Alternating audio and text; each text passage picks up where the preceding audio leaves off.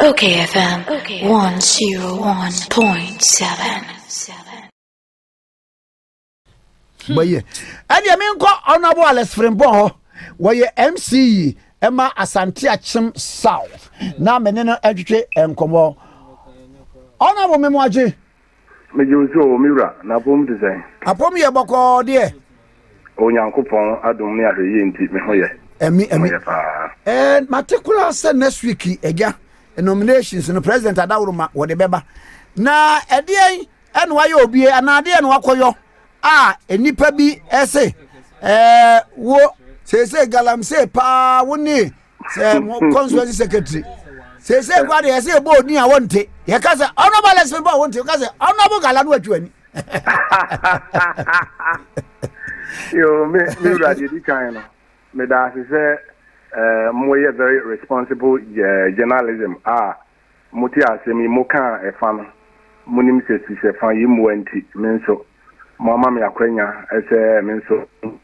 asemi no da se onyankopon onhira mo adwuma pa moye amen mejina akwanya iso na machia ahemfo ni all stakeholders e Asante Akyem South nyina ene Ghana afana nyina metia obibia mini ariatia ne se amapay there's a 6:30 na me that of for me ti we never fa you say people mu say Galamsey any issues bi and they say em so kra de Galamsey ni nko na woka na pani bi en ready ni mo efre me nyina na nyema miensa na no mo boss system na o frɛ me a ami ya me wo nyina ne sɛ wonim sɛ ayenkofo bi ɛsɛ season bi a ne ebri bi a ne ntia ayetia sɛ dia wo kan ya nkofo nim sɛ na wotwi ya na sɛ na wotwi ebesi me bi a president adaroma yenya adom wɔ n'anim no de list bɛba me nti obi a medi MCE 4 years Asante Akyem South ha me ho kra akokora nko regional minister ho me ho kra ta ba akokora nko local government nko baabi no no the last minute and from nowhere no baseless allegation na say obi boni be ka say propaganda ye dey tutum sana mejina kwanya isnumada na nanomase any stakeholders anopay mu sister station ni bi e boss no call samanya free na nanom ho amanhene any stakeholders e wa ha no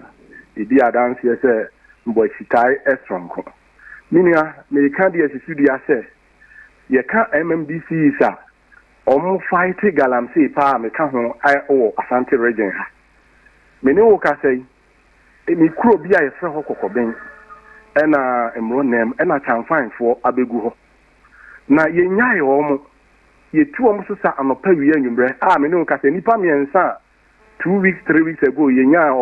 omu gina court e wo dwa so circuit court ha 18th of May omusa appear in court as a mostma montem trofo amoba mobehu se case ni because no bia me ni omutu Galamsey de me che o ma yeden enti enya no kra na emum enkofo bi utie allegations ahodo na omde baaye na among them africa dey say oh me baaye me renovation baby am tin year renovation 3,300,000 ye to abano omu yi nkofo bi free suspend o na me ma ye yi o free obrenko a constituency executive wo constituency chairman wo edi wo hwɛ saa ne ma na kyerɛ nkofo bi a ebi a so omudi yawo so omo be contest elections ni bi o no omu susu sɛ ebi a meka ho bi no omu lusu yi o sɛ de yon ntina entie na omu anya bibia nka aka sɛ na wotwi o sɛ na wotwi mienu ne de list abansa na omu ehu sɛ bibi kɔ bɔ ne bat enya no korɛ na mpanifo sin semoni nti ene ye chedin oba Asante Akyem South ha me ne wo ka sɛ mama hine ensia me wo omo aye krata e de omo sasase e jade man hine bogu man hine ofo ase na na bompata man hine oye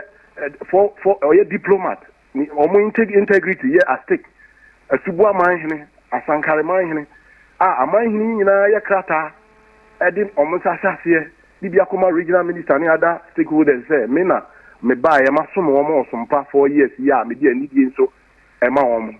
me constituency executives 17 omo nyina troka ta de omo sa chase se madwuma ye omo fe polling station for do na me member of parliament so aye krata ese o time echi nti yɛmfa fa dwuma no hyɛ me sa na de ma yɛdi akoduru no metimi represent na na Kufuado yie biem ɛwɔ district ha ɛno na yɛ me sɛ abɔ nkurɔfoɔ bi ho a last minute ɔmo pɛ sɛ ɔmo toto aboɔ ɛba esie nso minim sɛ onyankopɔn ɛbɛhyɛ ne ho animonyam a ɛnɛ minim sɛ ɔmo aka sɛ ɛyampa sɛ MCE Alexander Frimpong mitu Galamsey a there are various reports from 2017 a yɛbane yɛ ɛde besi ne a sɛ wokɔ various security agencies BNI wokɔ national headquarters wokɔ fikasiem Jubilee House a by now there should be reports there ɛnyɛ last minute yi ɛna ɛsɛ sɛ obi bɛka na yɛgye ne deɛ nti bi nua ɔmo kan ya nokora biara ɛnim na meda ase sɛ mama me akwanya no I see. Only and meda se pa ma se nyampa so e de amawo se ade nyina mu Bible class se nipa nyina ka se moya munue yo mini ade meka se me so me da mo ase na emum e ma nya me nko a on se brewe nkofo bebre so already tia ada MMDC as MP so se hinfo e bebi amonye ni sei na se obi be ka su shefan yim wanti na monye ni ntie ada party ni so anu ye me da wase onyankopon hira mo nyina yes that's bye bye yo bye